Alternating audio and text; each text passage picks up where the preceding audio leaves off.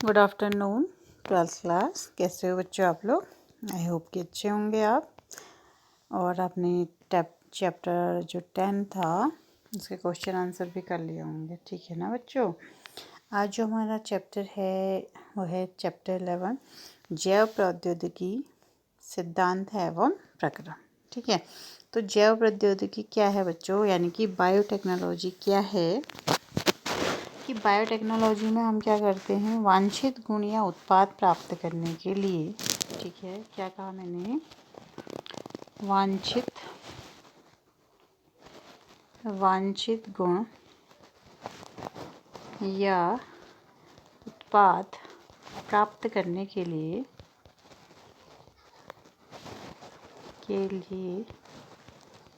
किसी जीव के, ठीक है, किसी जीव के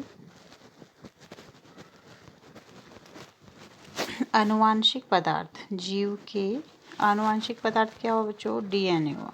ठीक है, डीएनए या आरएनए पे हम क्या कर देते हैं, जब फेर बदल कर देते हैं, ठीक है, क्या कर देते हैं, फेर बदल कर देते हैं, तो क्या होता है, जेनेटिक इंजीनियरिंग होता है। यानी कि वांछित गुण या उत्पाद प्राप्त करने के लिए भी, ठीक है ना, कि हम ह्यूमन वेलफेयर के लिए, अपने लिए स्वार्थवश क्या कर रहे हैं, माइक्रो ऑर्गेनिज्मों का यूज़ कर रहे हैं। क्या, किसके लिए, वांछित गुणों या उत्पाद को प्राप्त करने के लिए किसी जीव के डीएनए या आरएनए में मैनिपुलेशन कर रहे हैं, यानी कि फेर बदल कर रहे हैं।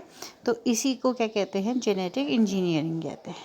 ठीक है ना, क्या करना, सिंपल भाषा में हम कहें तो क्या हो गया कि डीएनए व आरएनए, ठीक है, जेनेटिक मटेरियल क्या हुआ, डीएनए और आरएनए है। इसके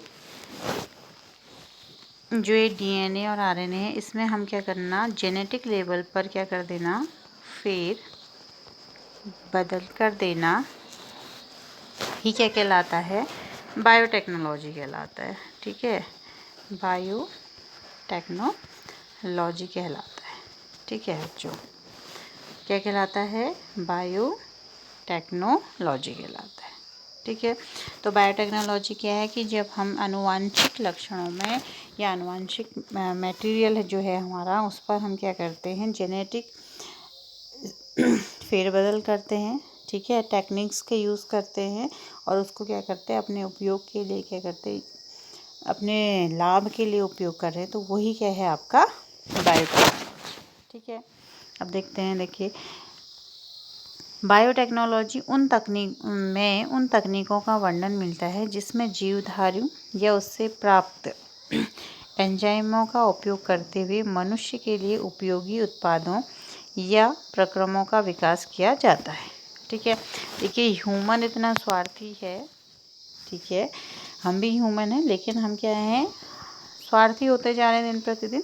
तो इसलिए हम क्या कर रहे हैं कि हम ऐसी ऐसी तकनीकों को खोज रहे हैं, ठीक है, जिससे कि हम क्या हो जाए, हमारी हर चीज़ क्या हो जाए, आसान हो जाए। और साथ ही साथ क्या है, जो बढ़ती हुई पॉपुलेशन है उसके लिए क्या करना है, भोजन या अन्य चीज़ें जो है उनका क्या करना है, उत्पादन करना भी क्या में जो यूज होती है वो क्या होती है, बायोटेक्नोलॉजी होती है। ठीक है, जैसे कि हमारे क्या है, वैक्सीन है, एंटीबायोटिक्स हैं, क्योंकि पॉपुलेशन बढ़ रही है तो क्या है, भोजन की मात्रा भी बढ़ रही है, पॉपुलेशन है तो बीमारियां भी बढ़ रही हैं, रहने, ठीक है ना, हर चीज़ क्या हो रहा है, पॉपुलेशन के हिसाब से बढ़ रहा है। तो उन सारी कमियों को पूरा करने के लिए हम क्या कर रहे हैं, बायोटेक्नोलॉजी का उपयोग करके इन चीज़ों को क्या कर रहे हैं, और बेहतर बनाने की कोशिश करें। कम से कम जगहों पर उत्पादन अच्छा हो, बीज अच्छे हों, ये सब आप पहले चैप्टर में भी, प्रीवियस चैप्टर में पढ़ चुके हैं। ठीक है, तो इसमें ही हम क्या कर रहे हैं, ऐसे बीजों का निर्माण, जैसे आपने बीटी पढ़ा था, बीटी का पास पढ़ा था ना, बैसिलस थुरिंजिएंसिस, बीटी मतलब बैसिलस थुरिंजिएंसिस। तो ये क्या है, एक ऐसा बैक्टीरिया है, ठीक है, इसने क्या किया कि जो खाने वाले, फसलों को खाने वाले जो कैटरपिलर थे, अगर ये वहाँ पे छिड़क दिया जाए तो वो क्या करता है, उनकी आंतों में क्या कर देता है, छेद कर देता है। ठीक है, तो हमने इसको किसके साथ इंट्रोड्यूस करा दिया, कपास के बीजों के साथ इंट्रोड्यूस कराया। कपास के बीज के पास क्या, देखिए, जो कपास का बीज है उसके पास क्या है, प्रतिरोधक क्षमता की कमी है, ठीक है, या कह सकते हैं कि उसके पास ऐसी कोई तकनीक नहीं है जिससे कि वो क्या करे, कीड़ों से अपने को बचा ले। लेकिन जो बैसिलस थुरिंजिएंसिस है, सूक्ष्म जीव है जो, वो क्या कर रहा है, ऐसी टेक्निक उसके पास है कि वो ऐसा क्राई प्रोटीन का निर्माण कर रहा है। ठीक है, क्या है, क्राई प्रोटीन का निर्माण कर रहा है कि जिसको खाने से कीड़े क्या हो जा रहे हैं, मर जा रहे हैं। यानी कि जब भी ये केमिकल क्राई प्रोटीन जो है उनके आहार नाल में जाता है तो वहाँ पर क्या हो जाता है, उनमें आंतों में छेद हो जाता है, जिससे कि कीड़े क्या हो जाते हैं, मर जाते हैं। ठीक है, तो ये सारी चीज़ें किसके वजह से पॉसिबल हुई हैं, बायोटेक्नोलॉजी की वजह से पॉसिबल हुई। ठीक है बच्चों, तो कह रहे हैं कि डबल रोटी, शराब इत्यादि सभी में सूक्ष्म जीवों का उपयोग कई लाखों करोड़ों वर्ष तो नहीं कह सकते, लेकिन क्या है, 1000 वर्ष तक हम इसको मान सकते हैं। ठीक है, यानी कि ये सारी चीज़ें क्या है, कई सदियों से चली आ रही हैं। यह भी एक प्रकार का जैव प्रौद्योगिकी है। ठीक है, ये कैसी है, ओल्ड एज है, तब हमने इसको इतना ज़्यादा मॉडिफाई नहीं किया, लेकिन उसी चीज़ को हम क्या कर रहे हैं, टेक्निक्स की मदद से और ज़्यादा मॉडिफाई कर रहे हैं, और ज़्यादा उससे हम उत्पादन ग्रहण कर रहे हैं। तो ये सब क्या हो गया, हमारा बायोटेक्नोलॉजी। देखिए फिर क्या बोल रहे हैं कि यह भी एक प्रकार का क्या है, जैव प्रौद्योगिकी का परिणाम है। वर्तमान समय में सीमित अर्थ में जैव प्रौद्योगिकी को देखा जाए तो वे प्रक्रम आते हैं जिनमें आनुवांशिक रूपांतरण, ठीक है, यानी कि जेनेटिकली मॉडिफाइड जीवों का उपयोग उपयुक्त पदार्थों को अधिक मात्रा या उत्पादन के लिए किया जाता है। ठीक है, और आगे चलकर इनमें अनेक प्रक्रमों, तकनीकों का समावेश जैव प्रौद्योगिकी द्वारा किया जाता है, जैसे कि इन विट्रो फर्टिलाइजेशन, IVF सुना होगा आपने। IVF क्या है, इन विट्रो फर्टिलाइजेशन। ठीक है, पात्र निषेचन, जो परकनली शिशु जिससे डेवलप होता है। दूसरा, इससे हम क्या बना सकते हैं, वैक्सीन बना सकते हैं। ठीक है, या हम क्या कर सकते हैं, जो दोषयुक्त जीन हैं, जो डिजीज़ कॉज करते हैं, उन जीनों को हम क्या कर सकते हैं, हटा सकते हैं, और उनमें अच्छे जीनों को क्या कर सकते हैं, डाल सकते हैं।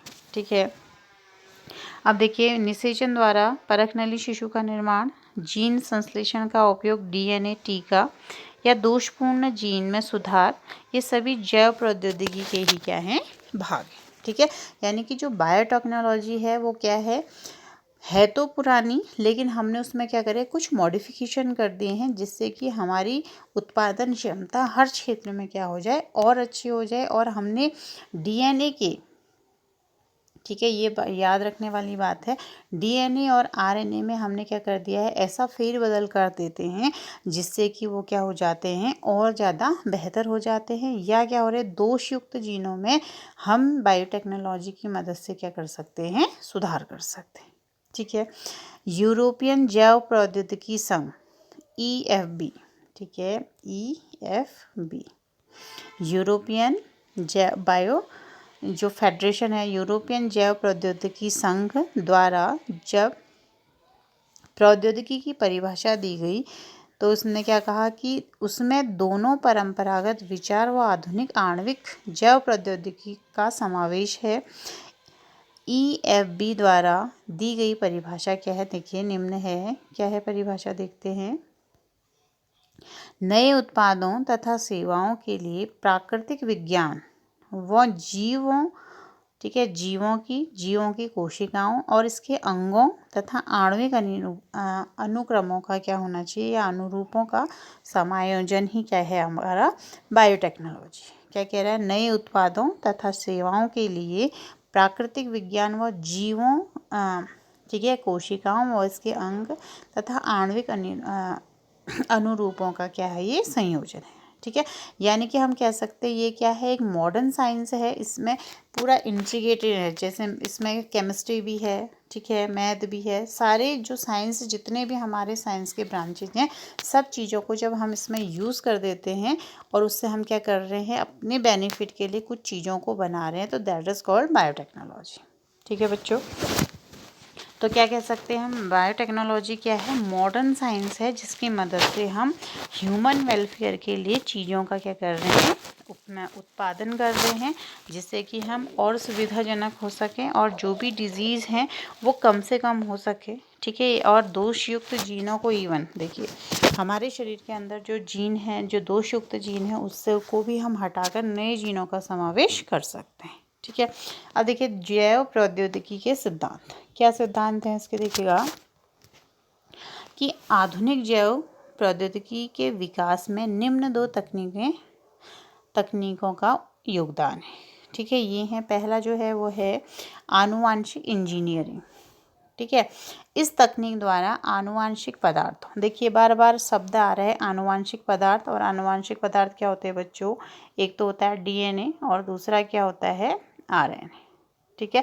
तो इसी के लेवल पे हम क्या करते हैं, जब फेरबदल करते हैं किसी जीव में, तब ये क्या कहलाता है आपका आनुवांशिक पदार्थ, ठीक है। तो वही क्या है आपका बायोटेक्नोलॉजी। जब हम डीएनए के लेवल पर फेरबदल कर, इतना आसान नहीं है, देखिए आपके शरीर में डीएनए हर जगह मौजूद रहता है, आपके बालों में, ब्लड में, नाखून में, every part of your body, but हम उसको देख नहीं पाते, क्यों?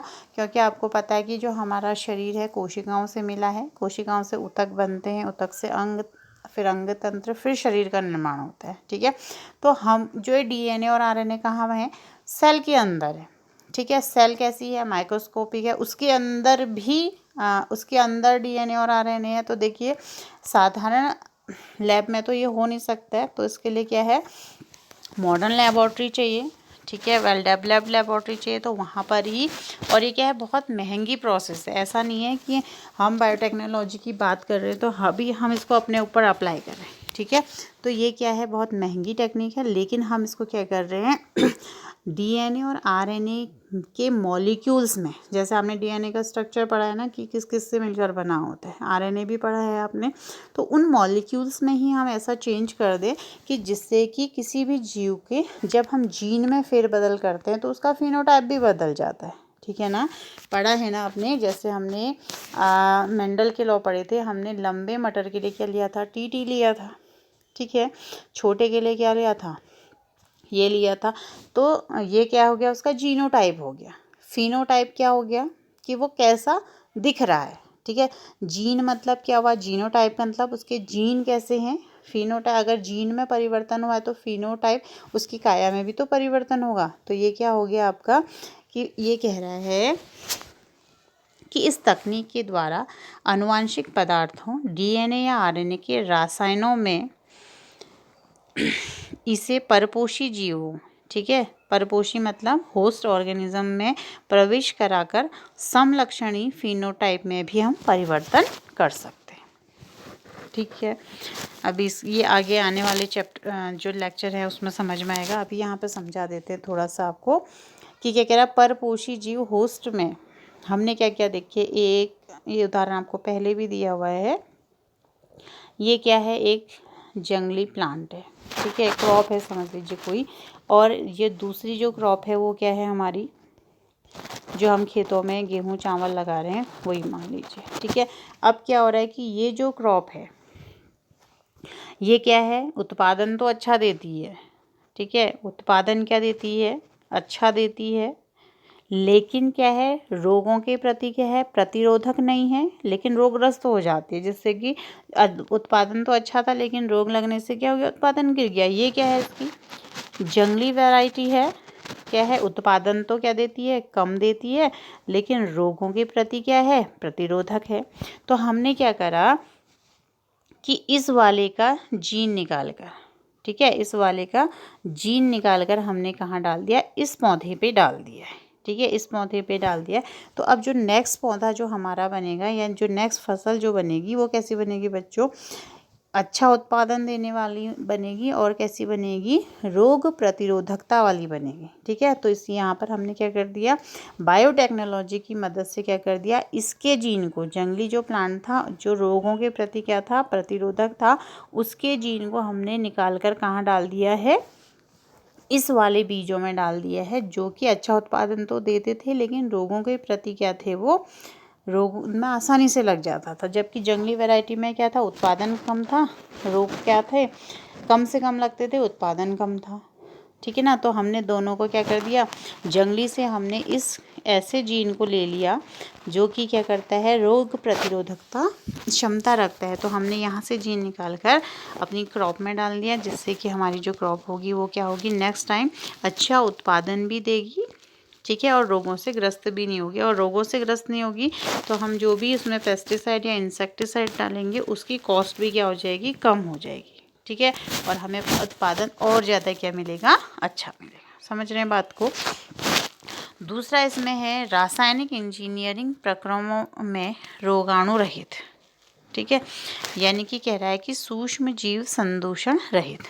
इसमें ऐसा होगा कि जैसे देखिए, वातावरण बनाकर केवल वांछित सूक्ष्म जीवों या जो भी हमारे एक कोशिकीय जीव हैं वृद्धि कराकर अधिक मात्रा में हम उनसे क्या करते हैं, जैसे एंटीबायोटिक्स, टीके या एंजाइम आदि का निर्माण करते हैं, ठीक है। लेकिन जैसे हमने क्या बनाया, इंसुलिन बनाया, बायोटेक्नोलॉजी की मदद से क्या करा हमने, इंसुलिन बनाया। तो इंसुलिन बनाया तो हमने क्या करा, इंसुलिन जब बना रहे थे तो उसके साथ कुछ और चीज़ें भी ऐड हो गई। तो हम क्या करेंगे, बायोटेक्नोलॉजी की मदद से उसको क्या कर देंगे, रोगाणु रहित कर देंगे और उसको प्योर फॉर्म में ले आएंगे, ताकि वो क्या हो, लंबे समय तक क्या करे, सुरक्षित रहे, उसके साइड इफ़ेक्ट कम से कम हो, चाहे वो एंटीबायोटिक्स हो, चाहे वो टीके हों, चाहे वो एंजाइम, ठीक है। ये क्या हो गया कि जैव प्रौद्योगिकी के जो सिद्धांत हैं वो क्या क्या है। एक तो है आनुवांशिक इंजीनियरिंग, कि इसमें हम क्या करते हैं, जो भी अच्छे जीन होते हैं उसको हम क्या कर देते हैं, होस्ट सेल में डाल देते हैं, ठीक है। किसी अन्य जीन को हम क्या कर देते हैं, जो अच्छे जीन हैं उनको होस्ट सेल में डालकर उससे और अच्छा उत्पादन प्राप्त करने की कोशिश करते हैं। दूसरे में क्या है कि रासायनिक इंजीनियरिंग प्रोग्रामों में रोगाणु रहे, तो उसको हम लंबे समय तक प्रिजर्व करें, ठीक है, उससे साइड इफ़ेक्ट ना हो, प्योर फॉर्म में बनता रहे माइक्रोब्स की मदद से, ठीक है। तो उसको भी हम देखते हैं। अब देखिए आगे कह रहा है कि अब आनुवांशिक इंजीनियरिंग के सिद्धांतों के संरचनात्मक विकास के बारे में अध्ययन करते हैं, ठीक है। तो संभवतः आप अलैंगिक जनन की अपेक्षा लैंगिक जनन के फायदों के बारे में जानते हो, ठीक है ना बच्चों। हमने क्या पढ़ा था, एसेक्सुअल रिप्रोडक्शन भी पढ़ा है, अलैंगिक जनन आपको याद होगा। तो अलैंगिक जनन क्या होता है, जो भी उससे संतति प्राप्त होती है वो क्या होती है, उसके पैतृकों के समान या उसकी कॉपी भी हम बोल सकते हैं। लेकिन लैंगिक जनन में क्या होता है, उसमें विभिन्नताएं आती हैं और विशिष्टताएं आती हैं, ठीक है। वो अपने पेरेंट्स से क्या होते हैं, विशिष्ट होते हैं और विभिन्न, मतलब कुछ ऐसे कैरेक्टर उनमें नए आ जाते हैं जो उनको अपने माता पिता से अलग करते हैं और वातावरण के अनुकूल बनाते हैं। जैसे आप हैं, आप एग्जैक्ट कॉपी अपने ना तो माता की होते हैं ना तो पिता की होते हैं, ठीक है। तो कहने का मतलब है कि लैंगिक जनन द्वारा कुछ विभिन्नताएं हर किसी जीव में आती हैं जो उसको वातावरण में रहने के लिए अनुकूल बनाती है, ठीक है। तो आनुवांशिक व्यवस्था के संयोजन के प्रतिपादन का अवसर मिलता है। समझ गए इसको, कि वो क्या करेगा, वातावरण से अनुकूलन करने में उसको क्या होगी, आसानी होगी। जो जीव या आबादी हेतु लाभकारी हो सकता है, ठीक है। लैंगिक जनन जो है वो विभिन्नता उत्पन्न करती है ना। लैंगिक जनन से हमेशा क्या होती है, विभिन्नता उत्पन्न होती है। परंपरागत संकरण की विधियों में जो पौधे एवं जंतुओं के जनन में उपयोगी हैं, इनके द्वारा वांछित जीन के साथ साथ अवांछित जीनों का भी समावेश व गुणन हो जाता है, ठीक है। तो हम मोस्टली क्या करते हैं, जैसे हमने इसमें चैप्टर पढ़ा था कि एक गाय हमारी क्या थी, अच्छा दूध देने वाली थी, ठीक है। जैसे अभी हमने इससे पहले फसल का ही उदाहरण लिया कि एक जंगली फसल थी, उसका उत्पादन कम था, लेकिन डिजीज़ के प्रति वो क्या थी, अलर्ट थी, है ना। और एक क्रॉप थी जो क्या है, उत्पादन तो अच्छा है लेकिन क्या थी, उसमें रोगग्रस्त हो जा रही थी। तो हमने क्या करा, एक दूसरे की कमी को पूरा कर दिया, ठीक है, और उसमें अनावश्यक गुणों को नहीं आने दिया। तो यहाँ पर भी यही कह रहा है कि जब हम क्या कर रहे हैं, पुरानी टेक्निक्स की मदद से क्या करते हैं, लैंगिक जनन को हम बढ़ावा देते हैं, तो उसके साथ साथ क्या होती हैं, अच्छाइयाँ तो आती ही आती हैं, लेकिन क्या कह रहा है, अवांछित जीन भी क्या आ जाते हैं, या अवांछित जो चीज़ें हैं वो भी आ जाती हैं। तो अवांछित चीज़ें ना आए इसके लिए हम क्या करते हैं, आनुवांशिक इंजीनियरिंग तकनीक्स का, ठीक है, यानी कि बायोटेक्नोलॉजी का यूज़ करते हैं जिसमें जीन क्लोनिंग एवं जीन स्थानांतरण का उपयोग कर पुनर्योगज डीएनए, ठीक है, पुनर्योगज डीएनए, इसको रिकॉम्बिनेंट डीएनए भी क्या कहते हैं, का निर्माण किया जाता है, जिससे बिना अवांछित जीनों के जो भी हमने सेलेक्ट किए हुए हैं जीन हैं वो क्या हो जाते हैं, नई जो जनरेशन है उसमें क्या हो जाते हैं बच्चों, ट्रांसफ़र हो जाते हैं। ठीक है, तो क्या हो गया कि जब भी हम क्या करते हैं, जैसे समझा रहे हैं, पहले तो क्या है, अलैंगिक जनन क्या है, लैंगिक जनन की अपेक्षा दोनों में कंपैरिजन करें तो क्या है, लैंगिक जनन ज़्यादा बेटर है क्योंकि उसमें विभिन्नताएं आती हैं। लेकिन विभिन्नताओं के साथ साथ क्या होते हैं, कुछ ऐसे करैक्टर भी आ जाते हैं जो कि क्या कर रहे हैं, आगे शिफ्ट हो जा रहे हैं। जैसे देखिए, एक क्या है आपका लाल पुष्प है, ठीक है, सरल भाषा में देखते हैं, लाल पुष्प है, और दूसरा क्या है आपका सफ़ेद है। ठीक है, तो हमने दोनों को क्रॉस किया और हम चाहते हैं कि यहाँ पर हमको क्या मिल जाए, गुलाबी पुष्प मिल जाए। मोस्टली ऐसी करते हैं ना हम कि लाल रंग और सफ़ेद रंग को मिलाएंगे तो गुलाबी रंग का हमको मिल जाता है। तो हम यहाँ चाह रहे हैं कि हम एक ऐसा रोज़ चाह रहे हैं जो कि लाल रोज़ और सफ़ेद रोज़ का जब हम क्या करा रहे हैं, क्रॉस करा रहे हैं, तो हम चाह रहे हैं हमें गुलाबी रोज़ मिल जाए। लेकिन क्या होता है, गुलाबी तो मिलेगा ही, उसके साथ हमको क्या मिल जाएगा, सफ़ेद भी मिल जाएगा, है ना, अकॉर्डिंग टू क्या, मेंडल लॉ, सफ़ेद में मिलेगा। और हमें क्या हो जाएगा फिर नेक्स्ट जनरेशन में, या प्रभावी लक्षण है तो फिर हमको कैसा मिल जाएगा, रेड भी मिल जाएगा, यानी कि लाल भी मिल जाएगा, है ना। तो लेकिन हम चाह क्या रहे थे, केवल हम गुलाबी को लेना चाह रहे थे कलर को। तो हम क्या कर रहे हैं कि बायोटेक्नोलॉजी की मदद से सिर्फ ऐसे जीन को वहाँ से ट्रांसफ़र कर रहे हैं होस्ट सेल में कि वो क्या बनाए, केवल गुलाबी रोज़ ही बनाए, ना कि लाल बनाए, ना कि सफ़ेद बनाए। तो अगर हम परंपरागत क्या करते हैं, क्रॉस कराते हैं, तो उसके साथ क्या होगा, लाल कलर भी आ जाएगा, सफ़ेद भी आ सकता है, लाल भी आ सकता है, और कुछ परसेंटेज क्या होगी, गुलाबी की भी होगी, है ना। तो हम क्या चाहते हैं, केवल गुलाबी ही हमें कलर रोज़ का मिले। तो उसके लिए हम क्या करेंगे, यहाँ पे बायोटेक्नोलॉजी की हेल्प लेंगे। हम केवल गुलाबी वाले जीन को ही नेक्स्ट जनरेशन में क्या करेंगे, प्रमोट करेंगे, आगे बढ़ाएंगे। तो ये क्या है, बायोटेक्नोलॉजी का रूल है कि हम अवांछित जीनों को आगे नहीं जाने देंगे, उसको वहीं पर रोक लेंगे। हम जीनों को पहचान लेते हैं तो उस जीन को ही हम क्या करते हैं, फिर आगे बढ़ाते हैं। ठीक है बच्चों, क्या आप जानते हैं कि विजातीय एलियन जीवों में किसी प्रकार से स्थानांतरित किए हुए डीएनए खंड का क्या भविष्य होता है। ठीक है, तो इसको हम नेक्स्ट लेक्चर में देखेंगे। ठीक है, पुनर्योगज के बारे में भी हम नेक्स्ट लेक्चर में बात करेंगे। अब ये फिर ये आपके सर के ऊपर से जाएगा अदरवाइज। ठीक है बच्चों, तो आज के लिए इतना ही। Thank you.